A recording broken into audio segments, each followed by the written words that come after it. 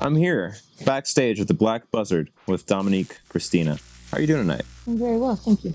You sounded really good during that sound check. Thank you. That was tremendous. You've been described as a modern-day Macy Gray by some. I've heard that before, yeah.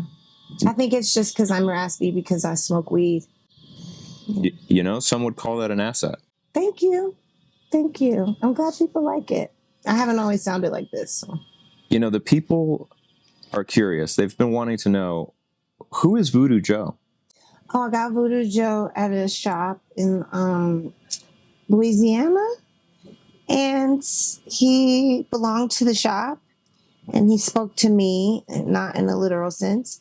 And so I asked the shop owner if I could buy him, and they said he wasn't for sale, but I convinced him otherwise because I can do that.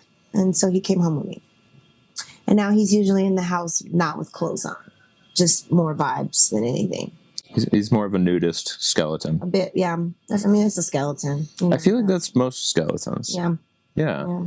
Skeletons seem to be a little bit of a theme with your latest album with DNA Picasso, Lawless. Okay, say more about that.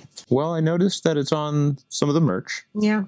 And, of course, Voodoo Joe, present on the stage. I see where you're going. Band member. Yeah. What do you have to say about skeletons, music, and maybe even vulnerability, is how I interpret it, at least. So, no, it's good. I mean, as a poet, skeleton, that word, skeletal, it comes up a lot for me.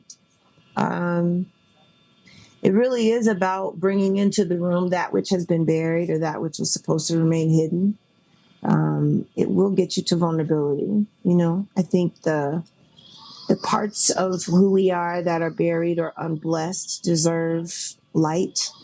And I think in the absence of light, they become things that conspire against your joy. So yeah, it's relevant for sure. My relationship with DNA is such that I try really hard. I think he tries really hard to be transparent and operate in vulnerability and see the power in that. So yeah, the skeleton is probably a good little symbol. Well spoken. I always am. I think I could tell. Yeah. As far as I know, you are also a writer. Yeah. You've written 4 books. Yeah. And you're a poet. Yeah. That's a long resume, but it keeps going. You are also the envoy to Cyprus. Yeah. The arts envoy to Cyprus. Yeah. Please tell us a little bit about that. How did you come across getting into a gig like that? Yeah. Years ago, when I was a classroom teacher, in the summer, I was invited to work with some high school age students from Cyprus. Cyprus is a divided island. The north part of the island is Turkish-speaking Cypriots, and they're Muslim. The southern part of the island are Greek-speaking Cypriots, and they're Orthodox Christian. The dividing line is the capital city, Nicosia. It is patrolled and policed by UN guards. There's barbed wire everywhere. There are bullet holes in the buildings because they fought a civil war in 1974, and everything just froze because of that moment. I have a way of talking people through stuckness. So I was good at talking to the people from Cyprus because they're stuck in this segregated reality. So I had a relationship with the island and the people there from having done that years ago. And so I was told a couple of years ago that the State Department named me as an arts envoy and that they wanted me to travel to Cyprus semi-frequently, to just represent poetics here, but also to help sort of do bi-communal programming to try to bring these two, sides together to the table. And I'm just good at that. So. Well, like you've said, I think vulnerability has a huge role to play when you're talking to people in those places. It does. Yeah. Yeah, because you're responding to your pain. So, yeah. Yeah. Tell me, is there a song tonight that you're most excited about performing? Probably because I have background vocal people and I'm a choir person, and I'm always excited about I get really excited about harmony, melody, voices being married to one another for a time. I hear myself differently when other people are there to harmonize with. I think they hear themselves, other things that are possible too.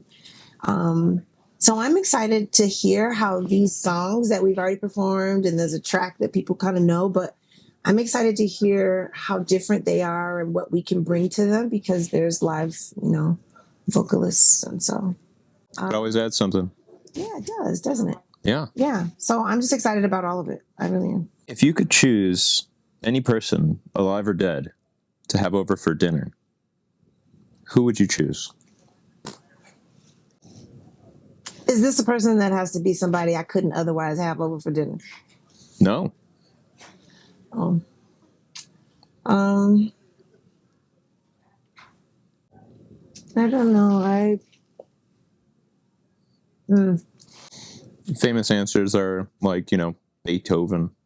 Yeah, I got nothing to say to him. I feel like maybe the thing about it is these questions are hard for me. I'll find somebody, but I'm already in conversation with the people I want to be in conversation with, whether they are alive or dead. I'm in conversation with them one way or another. If I'm not talking to you directly, Kendrick, I'm talking to you through your art. And you're talking to me too. So I'm talking to Nina Simone. She's talking to me too. I'm talking to Billie Holiday.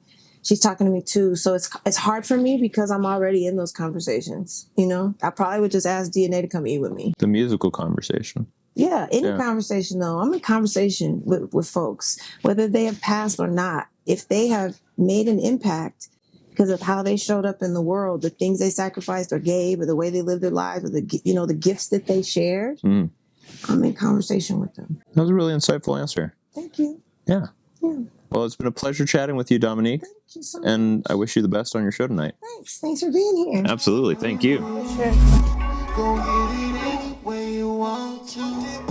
All on me, hop on top, control on me, or got me for me.